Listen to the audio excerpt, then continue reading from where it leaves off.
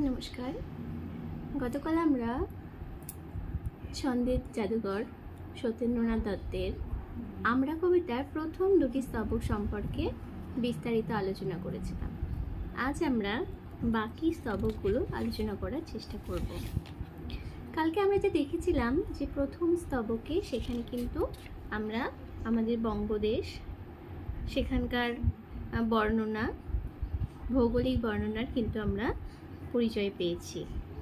পাশাপাশি আমাদের দেশের যে অরণ্য সংকুল, ব্যাঘ্র সংকুল বা সর্পসংকুল যে এলাকা, সে সমস্ত বর্ণনাও কিন্তু আমরা সেখানে পেয়েছি বিজয় সিংহ, প্রতাপাদিত্য, চাঁদ রায়ের মতো শাসকদের বীরত্ব, শৌর্য, বীর্যের প্রকাশ। আজ আমরা শুরু করব তৃতীয় স্তবক থেকে। তো চলো শুরু করা যাক। জ্ঞানের নিধান আদিবিদ্বান কপিল সাংখ্যকার এই বাংলার মাটিতে গাঁথিল সূত্রে হীরক হার। জ্ঞানের নিধান অর্থাৎ অফুরন্ত জ্ঞানের যিনি উৎস, সেই আদিবিদ্বান সাংখ্য দর্শনের প্রতিষ্ঠাতা কপিল সাংখ্যকার, তিনি কিন্তু এই বাংলার মাটিতে তার অর্জিত জ্ঞানকে যেন হীরার টুকরোর সাথে তুলনা করা হয়েছে এবং সেগুলোকে তিনি যেন কোনো একটা বিশেষ সূত্রে গেঁথে দিয়েছেন। তিনি কিন্তু আমাদের বাংলাদেশেরই একজন মানুষ। আর কি বলেছেন? বাঙালি অতীশ লঙ্ঘিল গিরি তুষার ভয়ঙ্কর।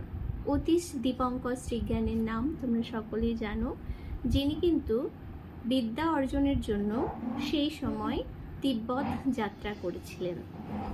আমরা সপ্তম শ্রেণীতে কিন্তু পড়ে এসেছি যে তিনি রামমোহন রায় প্রভৃতি কিছু মানুষ যারা সেই সময় কিন্তু জ্ঞান বিজ্ঞান চর্চার যে কেন্দ্রস্থল তিব্বত, সেখানে কিন্তু তারা গিয়েছিলেন।